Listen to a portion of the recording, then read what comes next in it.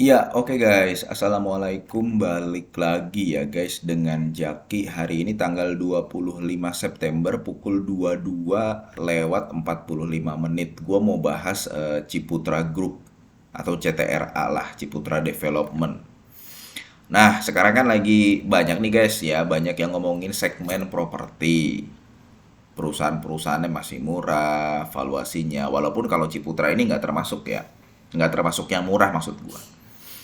Ada penurunan suku bunga juga. Harapannya banyak yang memprediksi juga sektor properti itu akan manggung gitulah di tahun 2024 semester 2 atau mungkin di tahun 2025 nanti. Nah, Ciputra ini bagus perusahaannya. Saking bagusnya ya market cap-nya gede, dia di atas 20 triliun. Dia kalau sama BSD, dia udah selevel BSD sebenarnya kalau dari sisi market cap ya. BSD berapa nih? BSD itu 25 triliun, nah kan 11-12. Kalau sama Pani nggak usah dibandingin lah, karena naiknya tinggi banget. Tapi Ciputra bagus, saking bagusnya, ya ini perusahaan memang proyeknya banyak tersebar di wilayah Indonesia. Ada dia banyak tersebar di wilayah Indonesia, ada yang di Sumatera, ada yang di Jawa. Yang Jawa kita tahu ya, kalau misal pokoknya yang namanya Citraland, Citraland itu udah hampir pasti itu punya si Ciputra. Nah, kemudian kalau kita lihat dari gross profit margin, ini nih gua sampai buka laporan keuangan di tahun 2013 dan 2014 ya. Ini gua udah dapat datanya. Kelihatan guys di sini ya. Jadi kan sekarang banyak kan sempat ada inflasi ya. Kemudian ya ada kenaikan bahan-bahan bangunan ya. Berpengaruh nggak ke gross profit marginnya? Tahun 2013 itu 50%, 52%. Sekarang itu ada di angka 48%. Ya turun lah, turun gross profit marginnya. Ini sebenarnya bukan hal yang baik ya. Cuman ya nggak terlalu parah, turunnya masih 1%, 2%, 3%-an. Itu pun dalam jangka waktu 10 tahun lebih. Sehingga bisa dikatakan ya ini masih stabil-stabil aja. Jadi sebenarnya isu kenaikan bahan bangunan itu nggak terlalu berpengaruh terhadap Ciputra. Ya, isu nih isu atau tantangan ya, tantangan kenaikan bahan bangunan. Kemudian yang kedua, ini kan yang pertama nih. Kemudian yang kedua, ya, perusahaan ini si Ciputra itu banyak proyek baik yang dilakukan secara mandiri maupun dia gabungan, ya, gabungan operasi proyek dengan perusahaan lain lah. Dan nggak cuma di wilayah Jawa aja, di luar wilayah Jawa juga banyak. Dan Ciputra juga kayaknya eh, CTRA ini nggak menutup mata dengan menurunnya permintaan-permintaan di sektor properti. Ya mereka meluncurkan rumah yang kalau misalkan sekarang kita jualan di atas 2 miliar nggak laku atau kurang, ya sekarang di bawah 2 miliar lah, yang satu miliar. Ternyata juga efektif juga, ada perkembangan. Jadi banyak proyek dan ini proyek-proyek terutama proyek-proyek ini ya, rumah ya, perumahan ya. Karena memang dia gedenya di real estate. Kemudian yang ketiga, ini perusahaan memang ekspansi. Jadi kalau misalkan di properti ada si CTRA, ya kalau di segmen lain kita bisa sebut aja Astra.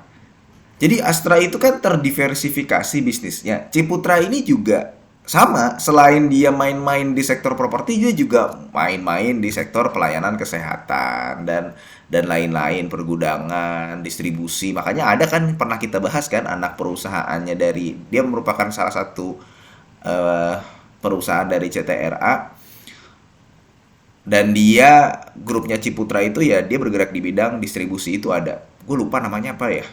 Pokoknya beberapa video sebelumnya dah lu bisa lihat. Dan hasilnya guys, perusahaan ini memang kalau dilihat dari pendapatan real estate-nya berpotensi menyamai di tahun 2021.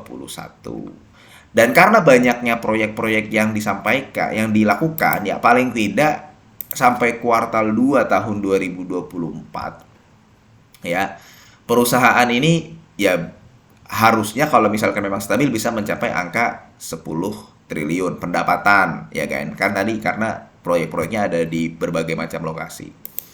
Cuman ada cumannya guys. CTRA ini eh kalau dari valuasi nggak murah-murah amat. Makanya itu salah satu alasan kenapa gue jarang bahas CTRA. Ya, gue jarang bahas CTRA. Kalau misalkan memang kita harus masuk ke sektor properti, ya harus masuk ke sektor properti. Ini kan tadi gue bilang ya, Ciputra itu bagus. Saking bagusnya ya market cap-nya gede, gross profit margin-nya gede, kemudian perusahaannya juga nggak diem aja, ekspansi, nggak cuman bergerak di properti aja, ada juga ke yang lain, ya. Cuman dari valuasi dia nggak murah-murah amat. Nah, kalaupun memang kita harus masuk ke sektor properti, ya, di mana saat ini ada informasi penurunan suku bunga, harapannya sektor properti juga akan booming. Ya sebenarnya pilihannya bukan di CTRA kalau gue pribadi, tapi di perusahaan-perusahaan yang valuasinya murah gitu loh. Kalau CTRA kan enggak, dia PBV-nya 1,2, PER-nya di 12 kali. Jadi ya dia stabil karena dia punya kelebihan di sini nih, punya kelebihan di sini. Cuman kalau dilihat dari valuasinya, dia nggak murah-murah amat. Ya akhirnya kita juga nggak bisa berharap mendapatkan capital gain yang besar dari CTRA ini. Naik gitu 100% beggar yang tadinya market cap-nya 24 triliun jadi 50 triliun atau 40 triliun. Kecil kemungkinannya guys. Kecil sekali.